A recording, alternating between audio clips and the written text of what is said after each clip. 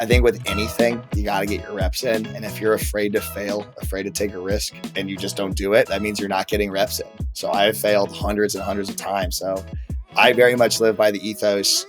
The worst they can say is no. I'll take a big swing. I'll reach out. I have this, may it rest in peace, the Brooklyn Mirage. I was hoping to host an all-day fitness festival there and was making waves on that. But like, someone's like, you're crazy. I go, okay. And they'll say no, but they didn't. That's very much from the early days of trying to get into the banking club and stuff like that, where it was reaching out to people, messaging people, getting rejected, turned away. It's like, okay, on to the next. I'm not going to hold on to that grief really at all anymore. To today, where it's like, raising money, trying to connect with brands. It's like, hey, would love to chat with this about you, da, da, da. And they're like, no, thanks. And I'm like, great, keep me in mind. See you later.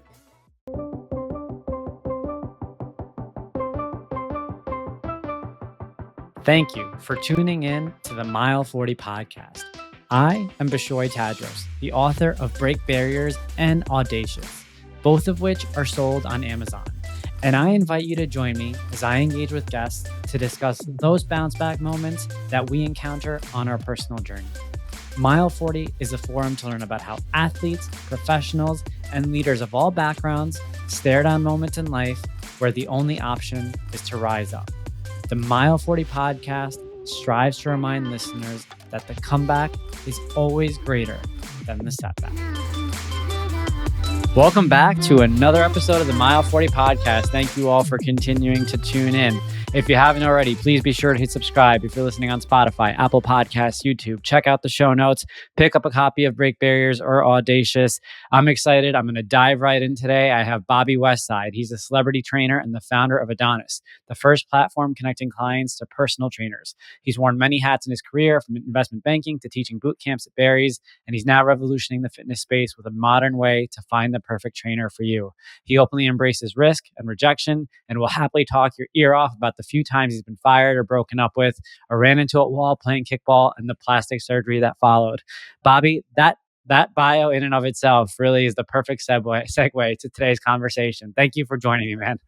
Thanks for having me. I'm excited to have conversations about one or all of those things. Awesome. All right, I got to ask you, Bobby Westside, tell me where that derived from. That was April Fool's 2011. Not quite the advent of Twitter, but the time it was catching fire. I was in school at the University of Virginia and creating my Twitter account. Very into How I Met Your Mother at that point. Okay. And it's an ongoing bit between Ted Mosby and Barney Stinson. That's their like cool name. So when they pick up a phone, it's like, it's Teddy Westside. I love that. I mean, I thought it had to do with the West Side Highway, and I was trying to piece it together. So I'm glad that we cleared that up. And I also I didn't realize that you put West Side in your bio. So before, as the countdown was going to start the show, I was like, am I going to say his real last name or am I going to say West Side? And I'm glad that I used West Side. For all intents and purposes, my last name is West Side. One of the bigger fights I had with one of my former employers was they wouldn't let me go by it. And they were like, well, it's not your name. I go, neither is Bobby. It's Robert. It doesn't matter. I love that. All right. Note to myself for the show notes on this show. We will be using Bobby Westside. Dude, there is so much I want to dive into, but let's make sure we just give the audience a little bit of background. Where are you from originally? St. Louis, Missouri. Oof, don't find too many people from Missouri. All right. So we got a long journey to get to New York. Tell me a little bit about growing up, family life. What were things like for you starting off? Yeah, son to Bob and Cheryl, brother to Jack, who is 7 years my junior. My dad worked for the government growing up, so I'm actually like a rags to riches story through him. I mean, riches is a stretch, but rags to upper middle class, maybe. Grew up in St. Louis, but I went to a different school for 5th, 6th, 7th, 8th, and 9th grade. Lived everywhere from St. Louis to Lincoln, Nebraska to Newport Beach, California. I've been in New York for about 10 years, though. Wow. And, early on in life, talk to me about how all that movement impacted you. Yeah, man. I think it's why I am who I am today. And it's funny, my family's actually kind of a case study for that impact, because my brother was born in 98 and I don't think he's ever moved like with memory of it. So he's been in one place, and he and I think reflect that difference. I had to ingratiate myself in every new place I went. So every new school, a very formative time in my life, had to find a way to do that. And I found that through self-deprecation. I was very like, I became the class clown. I happened to be smart just because I read a bunch. That's not a brag. In fifth grade, I was quite intelligent. Accelerated reader levels off the chart. But I was able to like joke around, be the class clown, and also do pretty well in school. So it was, I mean, I'm not saying you should move your kid around a lot, but like the kids these days, I don't know if they're knocking on doors and talking to parents when they're 10 years old, you know? Well, it's interesting. We were talking about it before you came on the show, and we've got a lot of mutual friends, and we were talking about how more likely than not we've been in the same room before, and we just didn't realize it. Um, from afar, you struck me as someone who's been in New York. Yes, you mentioned 10 years, but I never. What do you identify as? Do you identify as a Midwesterner? Do you identify as a New Yorker? This is a hot topic. This is a Okay. topic of some people get frustrated. I typically identify with whatever makes sense to the person I'm talking to. Okay. So if somebody's from not New York and they're from like Indiana, I'll say I'm from St. Louis. If they're from Boston, I'll probably say New York. I will say that the pride of most Midwesterners, especially Missourians, is that, we use our turn signals. We talk to the cashier, things like that. So my family values definitely came from those like first 14 years in the Midwest, but I'm thrilled and honored to be a New Yorker. Was there an adjustment at first? There definitely was, just in terms of like, it's frenetic, and you have to like really get down and dirty. And I think, your shoulders are a little higher, you clench your teeth a little bit more. And then once you learn to like enter the chaos, then you're good to go. I mean, dude, oh man, geez, I'm getting excited right now knowing where this episode's going to go. All right, so tell me a little about your relationship with fitness as a youngster. I played hockey growing up. I was pretty good at it. Got a chance to play for Team USA when I was 16, 17. I did not lift a weight until I was 18. So I was known for being a speedster. I was very annoying playing right wing, but I didn't lift a weight until I was 18. And it was because I had a choice to go play, bounce around a little bit and whatever, or go to school, drop hockey altogether, which is what I ended up choosing to do. And I realized like, oh, lifting weights is cool. And I am not cool right now. So I started lifting weights my last year of high school, senior year. Shout out Pat Piccolo. He showed me the ropes. And then throughout my college journey, I just, was consistent about it 6-7 days a week. And the more I lifted, the more confident I got, the more it reflected in other parts of my life. And for about 10, 11 years, I really didn't miss a day at the gym or working out in some capacity. Wow. So you were a smart fifth grader, Team USA hockey.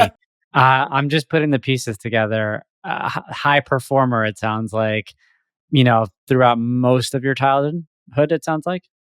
High performer, I mean, it's funny how there's that revolving door effect of like things that made a difference. So yeah, smart fifth grader, but that was because my dad, made me read a lot. And I remember there was a reading competition in fifth grade. Don't know why we're on fifth grade so much, but I remember there was like a pages competition over the summer.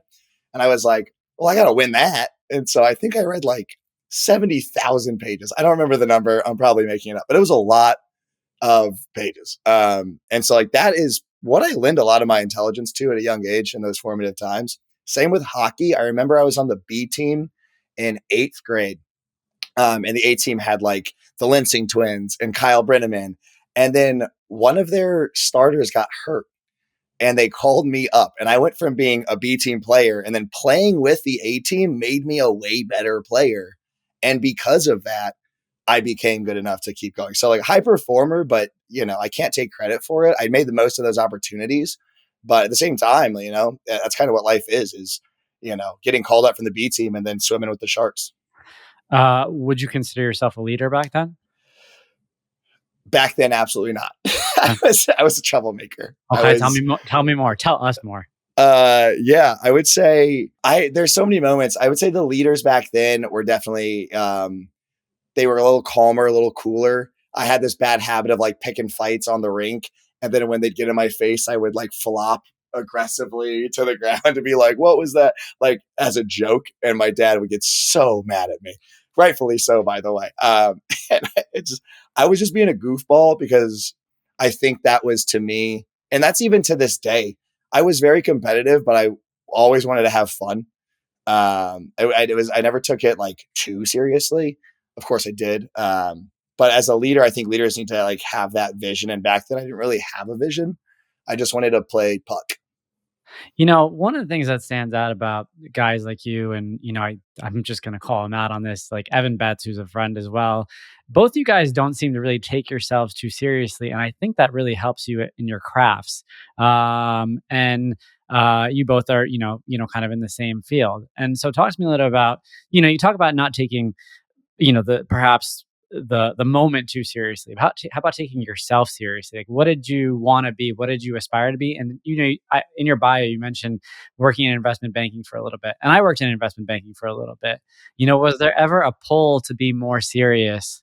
And what was that like when you had to kind of decide?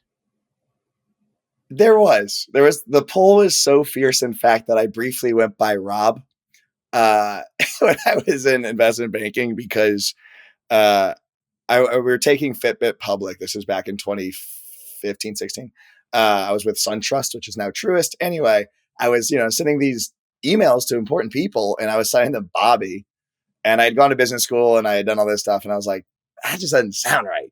Like Bobby doesn't sound like it has the cut. So I changed it to Rob for, I want to say, a year or two. And all my friends were, do we call you Rob now? I was like, no. I've been working on taking myself seriously for some time in therapy. It's tough because for so many years as a kid, switching schools and stuff, I leaned on self-deprecation and bringing myself down to other people's levels to like make them not feel that way. At 34, I definitely, especially with my own business now, I'm in rooms with people and investors where I need to stand a little taller, puff my chest out and take a stand. But yeah, there was a time in banking and then corporate finance where I really wanted to drink the Kool-Aid and be like, this is serious, but it's kind of like caging a lion. I just kept rattling my cage and eventually broke out. That's really interesting because I'm similar in that sense. Like I really don't take myself seriously. And a lot of times now I find myself like I'll give an example to the audience. I recently joined the board of a nonprofit. And so yesterday I was at my first board meeting and I'm sitting around and I just feel like a kid amongst all these adults. And I'm like wondering to myself how I even got into this room and why I'm here, what type of value I could potentially offer up, this crowd. And the truth of the matter is I don't want to change. Like I don't want to be more serious because the reason why I got to where I was because I think I was able to meet people where they are by not necessarily taking myself so seriously. And so I don't know if you were kidding or serious about like addressing it in therapy, but are you really addressing it in Oh therapy? no, very serious. So then what is and without getting too personal, but what is that dialogue like? What do you hear from a therapist when you tell them, "Hey, I want to take myself more seriously"? Well, their first question is, well, why do you think that is? Okay. And I should know this because my wife's a therapist, but yes. Yeah. Yeah. What I hear largely is, how it's a reflection of my discomfort and how, I think I'm not taking myself seriously because of them or something. And she's like, no, it's because of you. Like you're uncomfortable with the power that you suddenly have acquired or are wielding. And I'm like, yeah, that's a good point. But I agree with everything you said. I really do believe that we, especially as we go on in life, we are where we are because of who we are. So to walk away from that is almost a betrayal, but honing that craft and figuring out how to, carefully and responsibly use it is definitely something that worth exploring that I will continue to explore. All right. Well, we'll have to follow up with you on that for my own for my own personal interest. Um, was banking always, the goal when you were in college, or was it one of those, hey, like this is just going to make me money, I'm going to move to New York type of situations? A very fair and good question. I actually was a finalist to be a politics honors student at UVA, which was a big deal. I did not get it. It's funny to think about how my life would be just so, again, those revolving door moments, it would be so different if I'd gone the Paul on route. So I actually entered school not even aware of at the time number 2 business school in the nation. I had no idea. Everybody in my dorm that year was pre-com is what it was called. And I wanted to do like detective work. I wanted to do like politics and to like like CSI forensic scientist or something. Um, and then I think, I don't know, just maybe second semester, someone was like, we're the number 2 business school, right? And that totally like switched the flip for me. I was like, oh, I want to do that. So I ended up doing that, went into banking, and we'll talk about this more. I mean, for me personally, rejection has defined who I am in so many ways. I tell this to so many kids, and I end up getting to like counsel a lot of people lately, especially on the founder's journey. But I didn't get my first job until October 2014, and I graduated, would have been May 2013. Like I had a long summer trying to get a job in banking because I didn't know we were supposed to have internships. And if this sounds ridiculous, it is, but it's 100% true. I had no idea that was like the requirement to get a job. So it took me forever.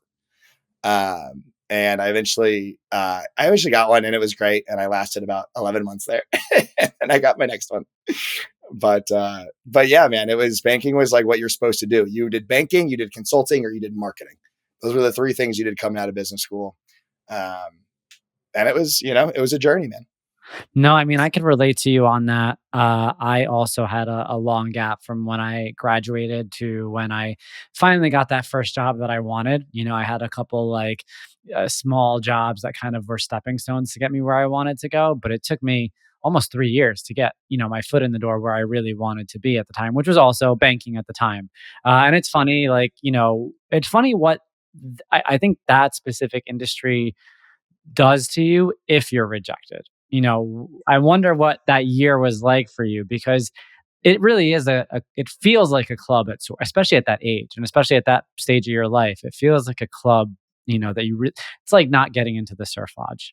It's That's like, it's like, for sure. it's like you're there, all your friends are inside, and you're stuck at the door, and they're not even acknowledging you for some reason, and you're not sure why. That's so true. And I think you get a lot of unhelpful advice from people that are already in the club. Yeah. And they're like, well, here's the bouncer's name. And you're like, they're not helping. I need Exactly. more. But yeah, I mean, I did over 100 interviews. I did over like 20 super days. And if you don't know what a super day is, they invite 6 or so potential analysts into the office to interview. They only pick one of them. It's the worst. I hope they don't do them anymore. And so I did like 20 of those. I got a few that almost panned out. What I learned then and what I've really come around on now is it mattered who you knew. And I was very averse to networking in terms of like, networking is the right word. I thought it was like ass kissing. And I really hate the feeling of using somebody or manipulating somebody or anything like that, which was a very naive thing I thought back then, because that's not what it was. It was like, hey, you're cool. I like you. I want to work with you. Like that's a whole different conversation. And I wasn't mature enough back then to realize that. And now my entire life and career is predicated on, connecting value from this person to that person. And so if only I knew now what I knew then.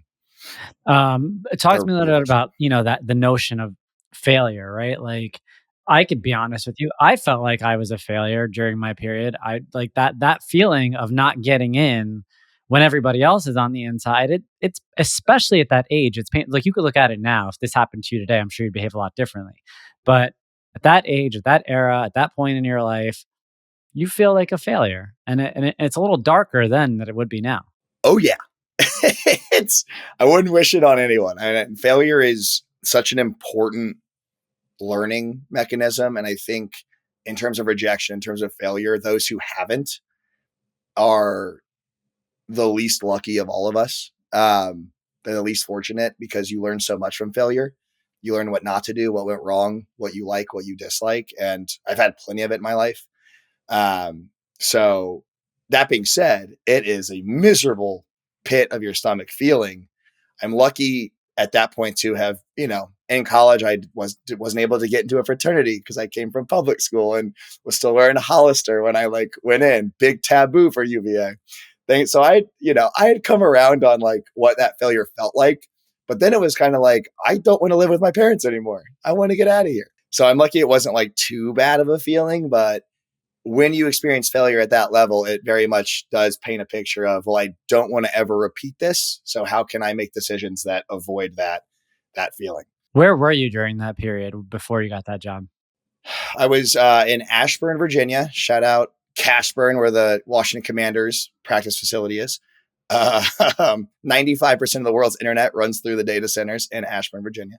Fun fact. And I was chilling. I was, like I said, doing a lot of interviews, helping out around the house, things like that.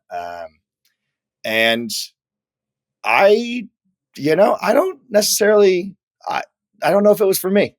What do they say these days? Depression can't hit a moving target.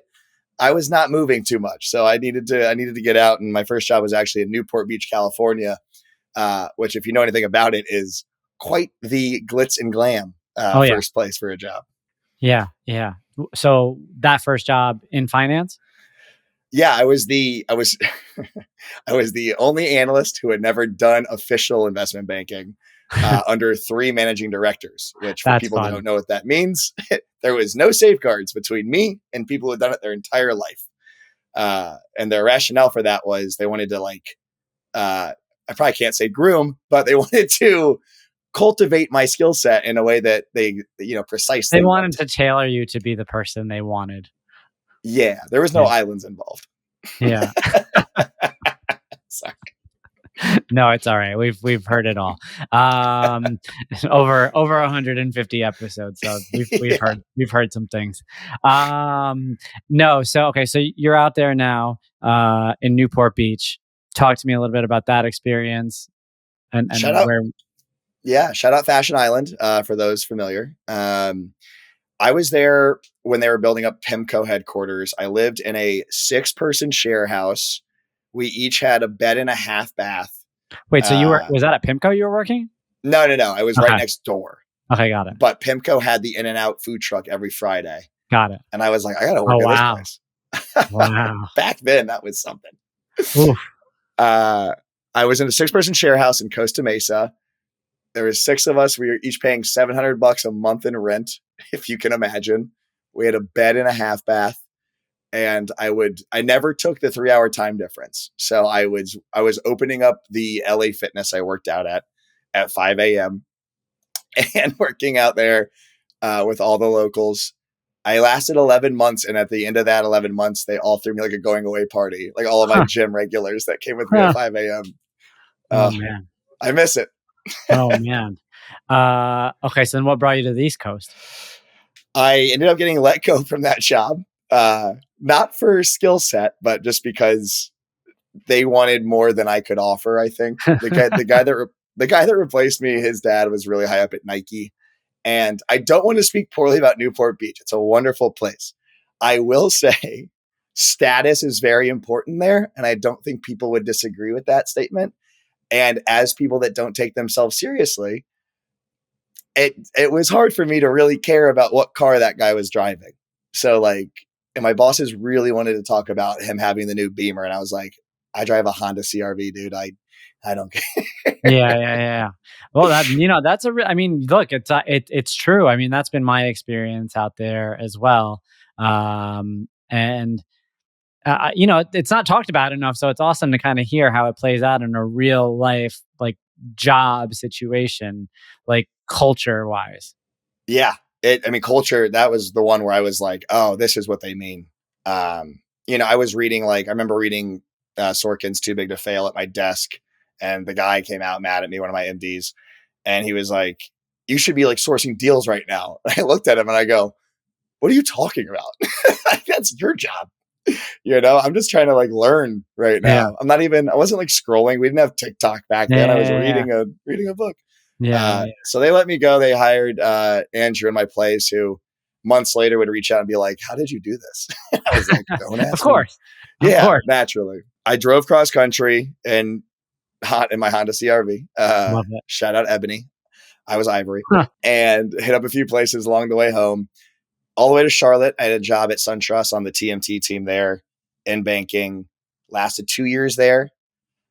It was great when it was. It was bad when it wasn't.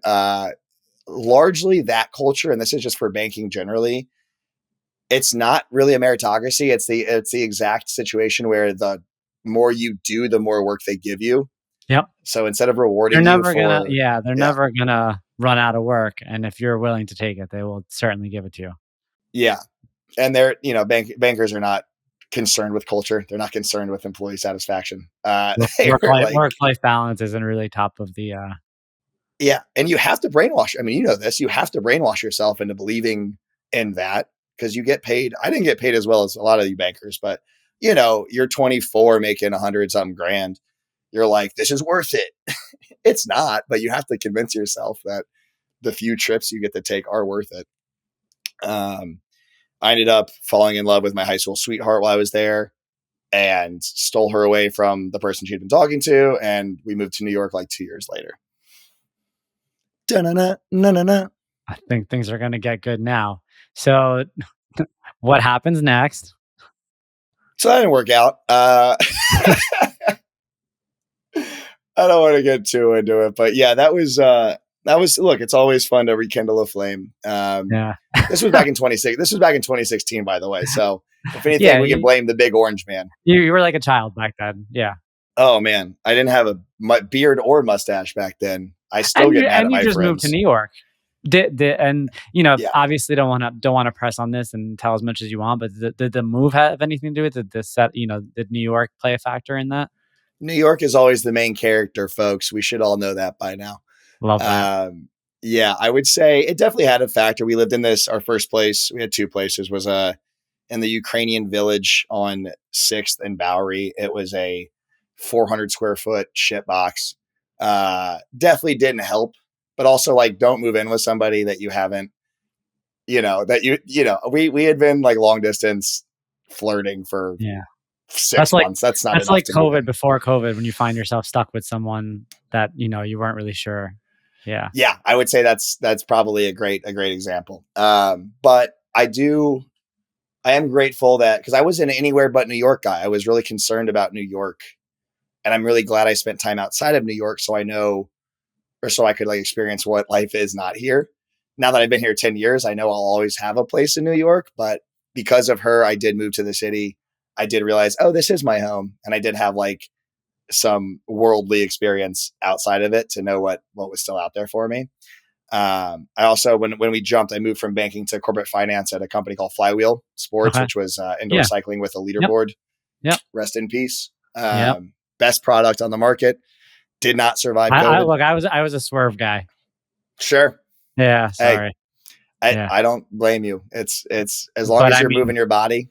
Same though. Good. Rest in peace to both of them though. Studio fitness is, it's hard.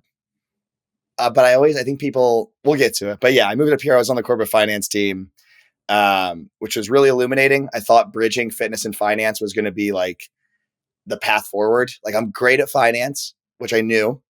I definitely love fitness. I was working out twice a day. If I just do both of those things, I bet, no, it's still finance. It's finance with a free gym membership. That's all it is. It's true. I love that. Yeah, no, I mean that's really good context. I mean, a lot of times we sell ourselves on the narrative, right? Like we sell ourselves on, this is going to be it. Like I'm good at this and I have a passion for this. And if I try to marry the two, but calling it what it is really, really important. You had mentioned in your bio that, you were always a little bit of a risk taker. And so in hearing you talk, you could tell like, there's this attitude of like, I'm not going to run away from myself. And as a result of not running away from yourself, that, innately means that you're going to be taking some risk because you're not going to be what others want you to be. And just by doing that alone, you're taking a risk. I love that. Yeah. But, even, moving across the country and, getting back with your ex and coming up to New York, those are pretty big risks in and of themselves. Talk to me a little bit about, where the seed of risk taking was planted. I'm a big believer in reinvention. I think that was planted in me when we moved all those schools for so many years, from St. Louis public school to Catholic school to Ashburn, where I was in this school district, and then our house finished and I was in that school district. So it was a whole new group of people. Every time then was a chance to redefine what my perception would be to people. And so it was like, oh, I can start over. Okay. Like let's try it again. Now, don't get me wrong. This gets very exhausting very fast, but I was used to it. So going out to Newport Beach was like, okay, I'm going to be like chill beach guy. I read a lot out there. Got good at banking because I had to do every role besides managing director. When I moved back to Charlotte, it was like, okay, I'm going to be serious Rob guy now. I'm going to be Rob Westside. That's time. And then New York was like, oh, I'm going to be like corporate finance, fitness, cool. I'm going to wear athleisure to work, So these are all risks that I'm so comfortable with taking. Not a brag, just like a fact. Anyone that knows me knows I can kind of walk in any room and just be myself. And if it doesn't hit, I'm just like, all right, see you guys later. So, and also just to clear up, you went from Bobby to Rob, you didn't go to Robert. No, straight to Rob. So Robert never existed as like, were you ever a Robert? Like maybe even as a child, were you ever a Robert? No. Okay. I'm trying to think. No, my dad's Bob. I'll be Bob later in life, probably when I have kids or something. But right now, I was Bobby, Rob, and that was a failed experiment. Went back to Bobby. Got it. Is it like weird when you're like in an official place and they read out Robert? Do you even recognize yourself in those situations? The man in the mirror? No, less and less these days. No, it's fine. I don't respond to Robert, but if I had to, I would. Maybe that's the longest thing it took me to really accept was Bobby, which is maybe deeper than I know. But for a while there, I was trying to find the name that fit the narrative. Yeah. And I was like, well, Bobby's childish and it doesn't fit my overall yada, yada, yada. So I'm glad that now I'm just comfortable with it. And shout out Bobby Westside, man. Hey all, it's me, Bishoy. As a marathon runner and endurance athlete, I've come to understand the importance of properly fueling your body for preparation and recovery. Every day, you get a shot at success. How you start your day typically paints a picture of what the rest of the day will look like. Start your day with a super convenient, healthy, and delicious nutritional win. Meal 1 by Creatures of Habit. Overnight oatmeal packed with 30 grams of plant-based protein, chia, flax, and pumpkin seeds. Vitamin D3, omega-3s, a probiotic, and digestive enzymes made in under 1 minute. Stop wasting time or worrying about what to eat as your first meal of the day. Start with Meal 1. Visit creaturesofhabit.com, creatures spelled with a K, and use code MILE40 for 15% off a one-time purchase or the first subscription order payment.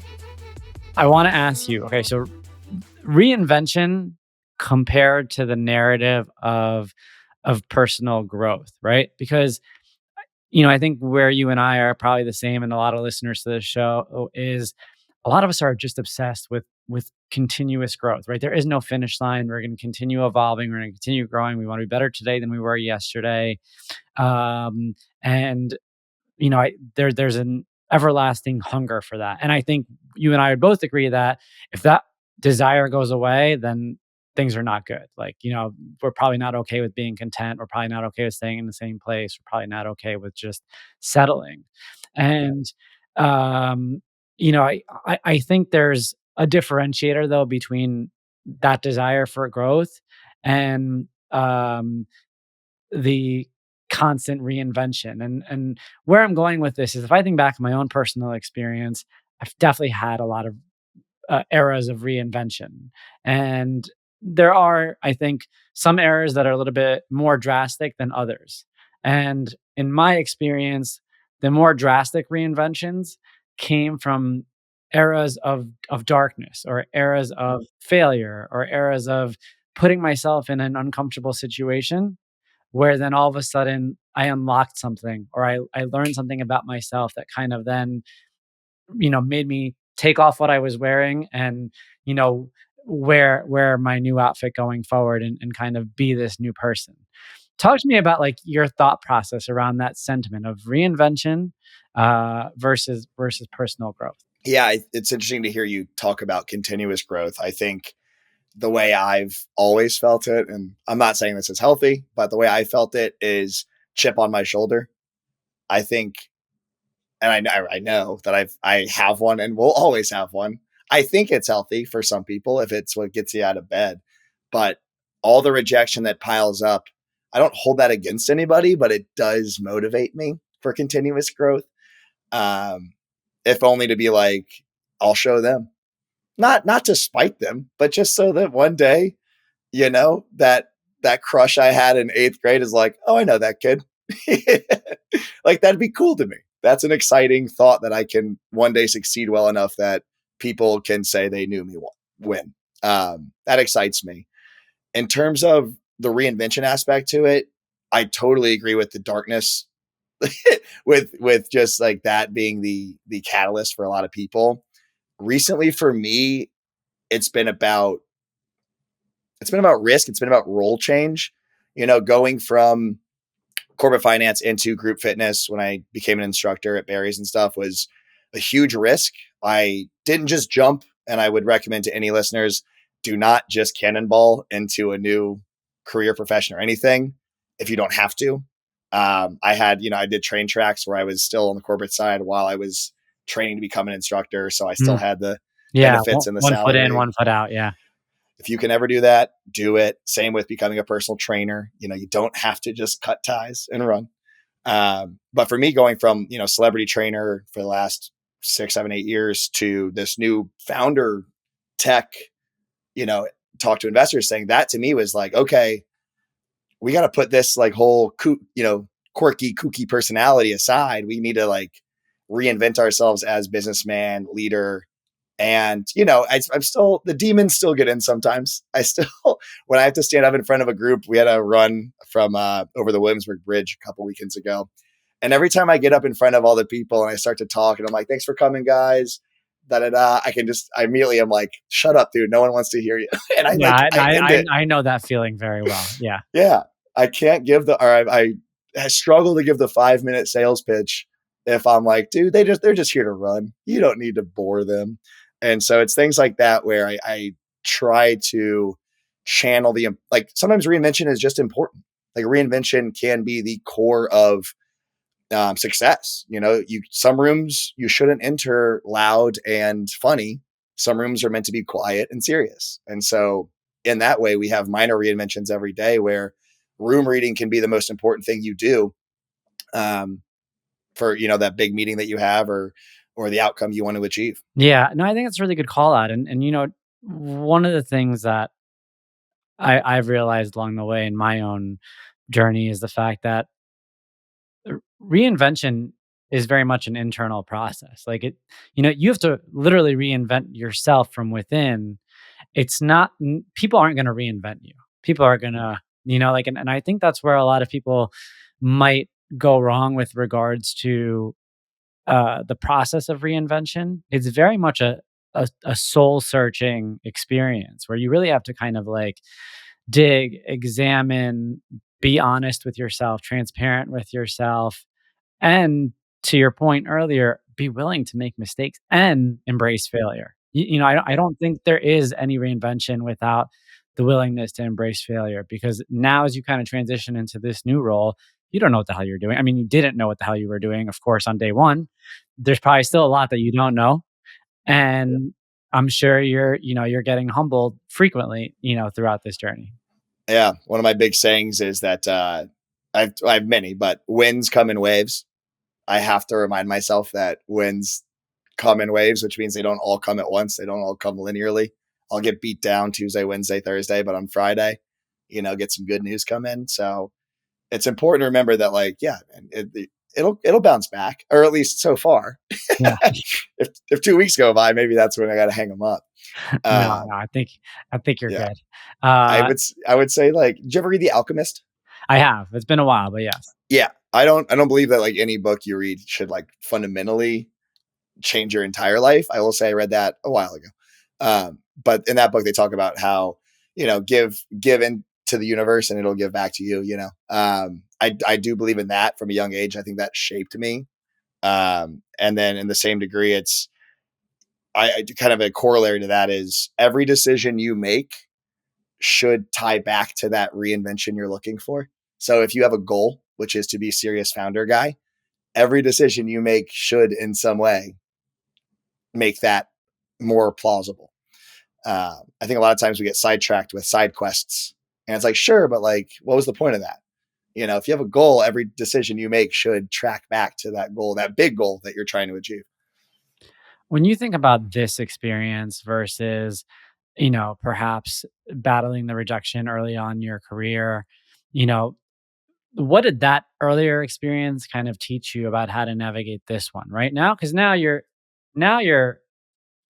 trying to enter a different kind of club, right? And it's not necessarily a club where there's an admission because you really control your own destiny here, right? Like there aren't people saying, "Hey, we'll hire you or not hire you."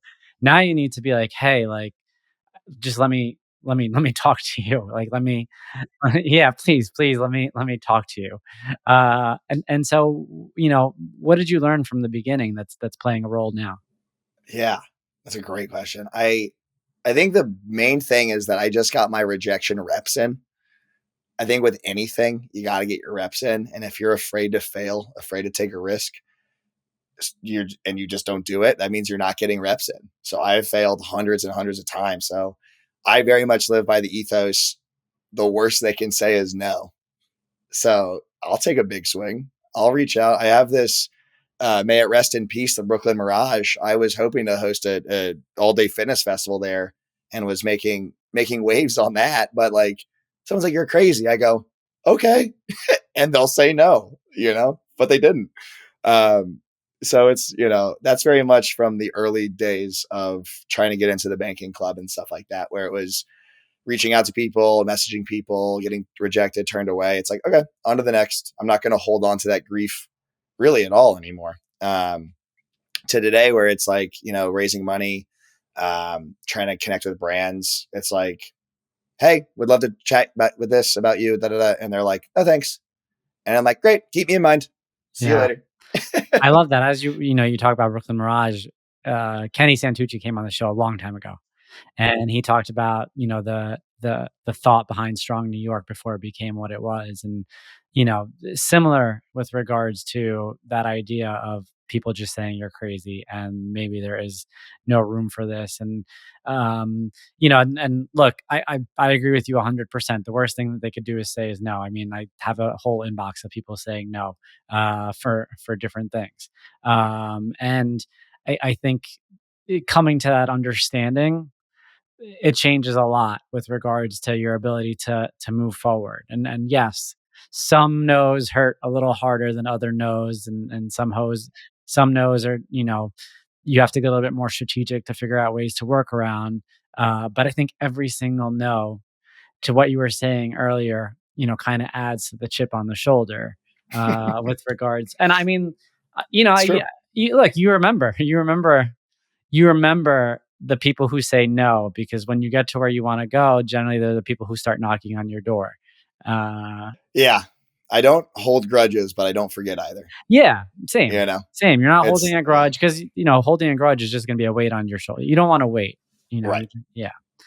Yeah. Um, Nothing worse than when someone comes knocking and you're like, where were you a month ago? I say this with all the respect in the world because I am also a believer that if you ask a question, it has two legitimate answers. So if I ask you to join my platform as a trainer, you can say no. That's a legitimate answer. But then those trainers that have said no are like, "I see what you're doing, man. It's really impressive." And I go, "Okay, then join. What yeah, are you doing?" Like, yeah. so it's always keeping tabs on them to be like, "Well, just support me. It's mostly free." Yeah, that's the part that I usually love. The part where it's like I'm not really. You don't have to do much. You just need to do this one simple thing that isn't really going to take that much of your time or bandwidth, and not going to drain you. I Uh, think a good example of that is we use MailChimp for our software list or whatever. And I don't think people know that when you unsubscribe, I can see that you've unsubscribed, oh which yeah, is no, fine. same for Yeah, Substack. For to anyone who's unsubscribed from the newsletters, I know exactly who you are and at what time exactly you unsubscribed. precisely. And I'm like, dude, I would love to see your inbox and how many, Wayfair, Oh my god. that you're not reading that you haven't unsubscribed from. But my emails with a bunch of free shit in them, you're like, can't stand The it. Can't worst is do when there's this. that the worst is when there's that one person who you never thought would unsubscribe. and they Yes. unsubscribe, and you're like, oh, not And you not know who you are. yeah, you know who you are, and I'm like, not her, not him. It's like, dude, we want to wait. Like I've known you for 20 years. You can't Like, just move me to the other inbox. Come on. yeah, no, I'm glad that this is being talked about because this could be an episode in of itself. Um, I want to make sure before we kind of round things out here, talk to me a little about the kickball injury. Ah. So the scene is October 2019. I was playing kickball with the Flamingos, the Mingos, Okay. and we had a game on the Lower East Side below Houston. There's these big, there's these Yeah, I big know courts exactly over where there you are. Yep. beneath Avenue D. I had taught my Thirsty Thursday flywheel class on the Upper East Side. So I want to say I had one Casamigo soda, potentially two. Huh. I do not believe I was inebriated, but those are the facts, Your Honor. We were playing, I want to say it was the first, second, third inning. Moonshot. I'm in the outfield to the back fence, and I'm running, looking over my shoulder. Like, I got it. And there's no warning track. This is just like a grass plot. And I vividly remember seeing the orange pylon that's like, fence. And so I hit the chain link fence at my full speed, sprinting that way, probably 15-ish miles an hour. If I can sprint 20 on the treads at Barry's. And thing about chain link fence is that if you hit it, you're probably fine. But they have these cross beams, and for whatever reason, they're about nose height. So I hit that thing full speed, looked like the Joker, immediately went into like shock. We took an Uber to the hospital because American healthcare. Yeah. And I proceeded to have like the worst 48 hours. 24 in the ER was just a curtain. We endured some vomiting next to me, some rampant misogyny against the nurses. That was strange. Oh my God. Because I'm me. And again, with Yeah, taking you're ourselves you, and like you got to make the seriously. best of the situation. Yeah. And if I took myself more seriously, I could probably be like, no, I'm really hurt, but I'm making jokes. I had the hottest doctor of all time. Shout out Mike Kyoto. So I'm running my best game on him. Just because it was a Grey's Anatomy episode. And then I eventually get in, without being too graphic, to fix your nose and your forehead. I fractured my front forehead plate right here. They got to go in from the top. And so I had to go under and get my whole Wait, head. so do you have a scar up there? It's hard to tell. I had the best guy, plastics. I have a scar from here. Wow. All the way to here, but I'm kind of growing out the flow a little bit, hockey style. How long was that surgery? I time traveled. It was great. I want to say it was like 4 or 5 hours. I could also completely be lying. I don't know. I was under. And then just like with all these turkey hair implants, when you have trauma to the face, you balloon. So I would later like have a face that was like a honey bun. Yeah. Luckily it timed up well with Halloween. So I got to, that's funny. Well, not, walk around looking like a zombie. Don't do that, folks. Don't hurt yourself. That was like a $9,000 with insurance bill. I think it was $100,000 pre-insurance. How long did it take for you to look normal again? I wanted to get back to teaching like a week later. I think I looked more or less. Like, no, why don't you just hold off for a little bit? Yeah, they're like, "What are you doing?" I'm like, I love teaching, so I was like, I'm fine. I just won't. But I think like 3 weeks, 2 weeks to look normal, 3 weeks to feel normal. The couple questions I want to ask you as we kind of head toward Adonis really quick. When you think about your path in the city, right? You came in as a banker and you move into corporate finance, and then you start working in group fitness and you're training now. Obviously, there's a big change in finances that must be going on throughout that. I'm assuming, right? Like I'm assuming you made your most money when you were in banking / corporate finance. Well, making, yes, but spending is the problem. Fair. Yeah. I guess it was probably all relative, right? It all kind of nets out the same, but yeah, you are correct. I asked that because you remain consistent to your truth, going back to the experience in Newport Beach and realizing what was important to you, and you were never going to be someone that you were not, and you weren't going to change for your environment. But as you and I both know, living in New York, you're living in one of the, I guess, California as well, but you're in one of the most expensive places in the world, and you are taking risks. And as you now go about building Adonis and doing this work, I assume that you have to be scrappier than ever to sustain until you have everything up and running. So talk to me a little bit about that journey, and if the finances played a role. Yeah, very poignant question. I would say Newport Beach, my first salary was 45,000 whole US American dollars. No bonus. So that's why I was living in that 6-person share house. And then I got the more proper mid-market at SunTrust. Flywheel was about on par with that. And then that's when finances start to really be a thing, because I'm going from corporate finance to teaching group fitness. And I was on the finance team, so I knew what my like potential spending would come out to. So Yeah. that was like, You okay, know how to I have use to be, spreadsheets. yeah, no Yeah. big deal. Yeah. And I was like, all right, well, I got to be good at this, because I always joke, I was the guy that left his corporate job for his like cushy Yeah. wannabe entrepreneur job. And my friends would be like, so what's that like? And Huh. I'm like, well, I'm lucky that I'm good at it. If I sucked at this, it would be very bad.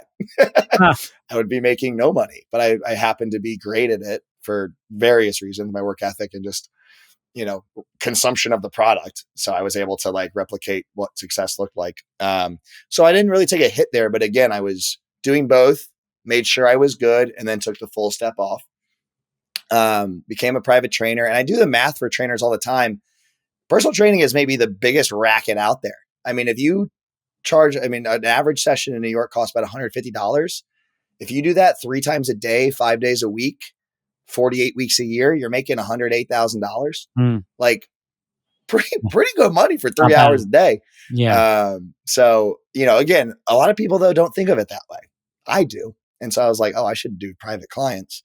So I was able to build up a nest egg, training clients. And frankly, so I started Adonis. Adonis is a platform that connects clients to personal trainers. Drop a pin for where you want to train, whether it's your home, office, neighborhood. Say how much you're willing to pay, any expertises you need, and then I'll show you all the trainers that can do that. It's totally free for clients to find a trainer. Obviously, you have to pay the trainer. But frankly, that is the number one issue every trainer faces, and no one was solving it. When I did that, the economics on building an app or a platform, you're looking at 100 grand plus. Mine probably should have been 2. I luckily had a few relationships like we talked about. I was able to like find some people to make that closer to the 100,000 mark, but I didn't have that on hand. I had a Klarna that shit. I was like, let's pay in installments. I'll pick up my client load. So I always start with like the financial expectation and then work backwards into what would that look like. So it was like, okay, if it is 100 grand, I need to find 10 grand a month to fund that. Some of it came out of my savings. Some of it came from new brand deals, new clients. And then I use that to plug the gap. Did does the client pay the trainer through the app? Not yet. It is, it's coming. Okay. Right now, trainers and clients use Venmo to pay. They use iMessage to text. They use Google Calendar to schedule and count sessions. Everything's kind of outside of the app. They're just finding each other through the app Currently, but we want to obviously consolidate that into one efficient system. Trainers are rightfully a cynical bunch because each and every one of them is largely their own founder, and you have to earn their trust. And we're working on earning it. We've connected over 1,000 clients with trainers since we launched a year ago. So I think we're doing a pretty good job of earning it. And now we just want the economics to make sense for the trainer so that they're not, Equinox takes $100 of that 150 from the trainer. We want to take from $2 to $5. So that's what we're working on right now. What's the model for the trainer? Like how much do they have to pay you? Oh, it's so expensive. They pay me $10 a month. Nice. Or $100 for the year. Half of what Netflix is, a third of what Hulu Disney is charging. And those don't make and you get money. A return on it. Yeah. And you will come out, I can guarantee you will make money from Adonis. We actually are I haven't announced this yet, but we are raising our prices to $25 a month for new people and $250 for the year, solely because I think people think it's too cheap. And the consumer psychology of it all, to me, has indicated that like they're hesitant to join because it should be more expensive, which has been a real, mind rattling thing. but I can also guarantee that you'll get 2 sessions from Adonis over the next year if you sign up. So I feel good about it. I'm not trying to squeeze money out of any trainer's pockets, but we do need to like acquire new users efficiently. No, it's brilliant. It's brilliant. And I really appreciate you telling us about it. And I want to make sure that anyone listening to this, check it out. Find Adonis, reach out to Bobby. I mean, Oh my God. Yeah. Reach out. Reach out. I can app yap all day. Yeah, and I will say this. I mean, again, we definitely knew each other, but we didn't know each other, and the dude responded right away. And I know we're up against time here, so I guess my last question for you is, we'll focus on Adonis here, right? Like when you think about the inception of the idea to bring it into life to where you are today, and an inbox full of no's and rejections, and trainers constantly saying no, and not necessarily signing up for the platform, despite the fact that it doesn't really cost them too much. What has the Adonis journey taught you the most about yourself? Ooh, that's a banger of a last question. What has it taught me about myself? Let's bring it full circle. The Adonis journey has taught me that I am an unexpected leader of a population that I wasn't anticipating to become the leader of. When I was on that hockey team back in the day, you asked me if I was a leader, and I was like, no, I was too goofy. I wasn't like focused on a vision. With the Adonis thing, I wanted to be the Adonis thing with my life's work and passion. Yeah. With Adonis, a lot of it was rooted in championing the regular trainer. I found that in 2019, 2018, 2017, there was a lot of these events and workouts and fitness focused stuff that would somehow elude me, even though I felt like I was very good at my job and I was very well known amongst the right people, but I wasn't like breaking into those rooms that we talked about. And I wanted to do something where we could hold those events. We could reward those regular trainers, those people who are working hard, waking up, just making a living every day without having to exclude anybody. And so what Adonis has effectively done is let trainers opt in. If you just opt in, you're invited to everything. If you opt in, you get the brand deals that everybody else gets. If you opt in, you can be part of something bigger than yourself. And I think what Adonis has really taught me about myself is that I was born to help people, and I was born to, be their champion because of all the decisions I've made to this point. And it's the thrill of a lifetime every morning to wake up and know that I'm not making myself money, but I'm making over 700 trainers nationwide a little better off. Bobby, I love it, man. This has been an incredibly refreshing conversation, dude. I'm incredibly proud of you. I'm proud of what you're building. I'm just grateful that, we were able to get you on here to talk and to get to know you on a deeper level. And I just want to say, thanks for the time, man. Thank you. This was awesome. And I'm proud of you too. This has been an exceptional experience. Thank you, brother. Thank you for listening today. If you enjoyed this episode of the Mile 40 podcast, go ahead, subscribe, leave a review, and share the word. Thank you for being a part of the Mile 40 family. And let's unite in showing the world that comebacks are always greater than setbacks.